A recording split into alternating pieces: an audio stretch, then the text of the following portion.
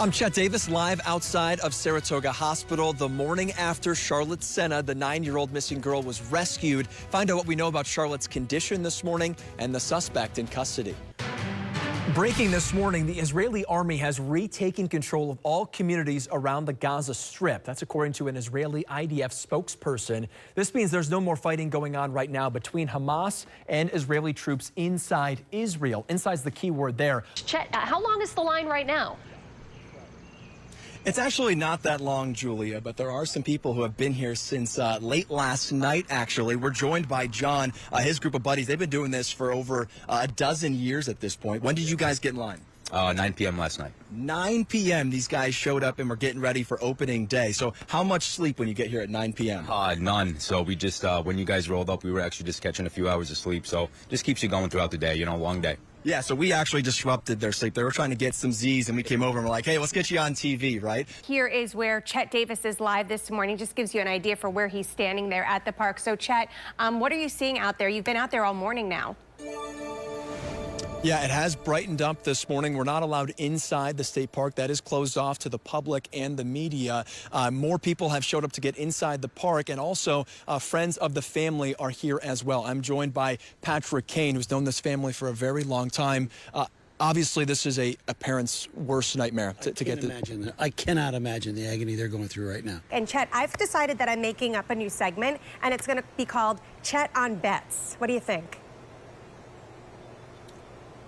I'm going to lose people a lot of money, Lara, but I can give you some tips on what you can expect if you do plan on placing some bets on opening day or maybe this weekend. So, I mean, it is 2023, so you can place your bets right on your phone. There's also kiosks around the Saratoga race course, or you do it the old school way. You get in line and you walk up to the teller and tell them the exact bet you want to make.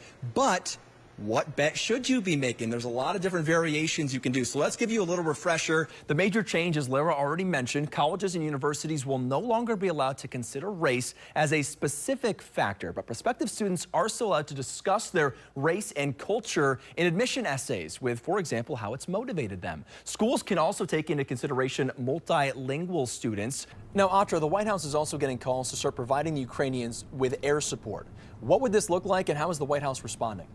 And then there's the drinking water. Wildfires can contaminate private wells, water systems, even entire municipal water supplies. In one scenario, pressure drops leads to smoke, soot, ash, and vapor being sucked into those water systems, obviously making it unsafe. As the Israel-Hamas war continues in Gaza, a new AP North poll shows Americans are leaning toward Israel's side of the conflict, but they are divided over whether Israel has gone too far. So let's dive into some of these numbers. In this survey that was conducted last week, 44% of U.S. adults view Israel as an ally that shares U.S. interests and values. That's up from 32% back in August before the war started. Picking sides has turned into a partisan issue here in the U.S. 44% of Democrats think the U.S. is too supportive of the Israelis, while an identical percentage of Republicans think the Palestinians are receiving too much support. Overall, 40% of Americans polled think Israel has gone too far in its response. That number jumps up to 58% for Democrats, down to 18% for Republicans. Regardless of the political parties, Americans view recovering hostages in Gaza as the highest priority. Back at the live desk, the only state that will decide an abortion rights question during this election cycle is Ohio. Voters will decide on a constitutional amendment guaranteeing an individual right to abortion and other forms of reproductive health care. If voters pass this amendment, known as Issue 1, it would undo a 2019 state law passed by Republicans that bans most abortions at around 6 weeks, without exceptions for rape or incest. That law has been on hold due to court challenges. Other states are expected to have similar voting measures in 2024. 5:25 from the live desk. Let's check out what's trending on X as you wake up. The video game world is buzzing after finding out Grand Theft Auto 6 will be announced next week. The first trailer is expected to be released next month to celebrate Rockstar, the company behind the video game, and its 25th anniversary. Lots of people talking about People Magazine's sexiest man alive, including us here on the morning show. No, it's not me, as you can tell. The honor of this year goes to Patrick Dempsey. The 57-year-old unseats Captain America, Chris Evans, for the top spot.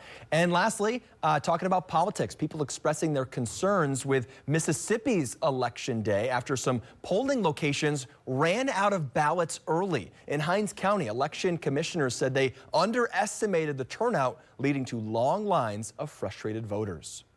At the live desk, taking a live look at Mexico City this morning because we're talking about alien life. Back in September, a Mexican journalist displayed what he called non-human beings that are not part of our terrestrial evolution. You see it right there. This was displayed inside Mexico's Congress. Today, Mexican lawmakers will hold another out-of-this-world hearing, this time talking about UFOs. Based on the size of that non-human being, it must be a small UFO, just like a little saucer. Yeah. I remember when It looks cute. I'm in the field this week in Saratoga Springs, and what do you think of my new tiny home? Actually, this is a birdhouse constructed by students at the Wish We Bosie's Construction and Trades program. It's cool being able to, tell people as we go by, like, hey, I made that. Not sure how many birds are going to fly into Godzilla's mouth, but these birdhouses were made by middle school students across Saratoga County. Over 1,000 of them were made, all in an effort to get younger kids interested in construction and trades. The burden is on us. We haven't done a good job as an industry really educating, the schools, parents, students about the opportunities. So we have to own that, get the kids, some hands-on experience with wood and, a little taste of what we do. This was an exciting project. We do a lot of work in the classroom that is focused on the trades and how it relates to getting jobs after they're done. But this is one of those fun projects to kind of take that learning and apply it to something for the community. We're now joined by Ballston Spa Mayor Frank Rossi Jr. and also behind us, Penelope, who's going to be on top of this massive structure. What was your first reaction when you see the birdhouse and also this beautiful bird who's going to be on top? I thought our trustees and our DPW staff might kill me on this one because of how large the structure is, but it's going to be awesome because it's going to be covered with birdhouses from top to bottom, and it's going to be just a real great display of the 1,000 birdhouses we receive from the community and outside our community. Next month, 350 of these birdhouses are going to be placed on the outside of this massive structure, which stands at 16 feet by 8 feet, and it'll be on full display at Wiswall Park in Ballston Spa for the Birdhouse Festival on June 11th. Reporting in Saratoga Springs, Chet Davis, CBS 6 News.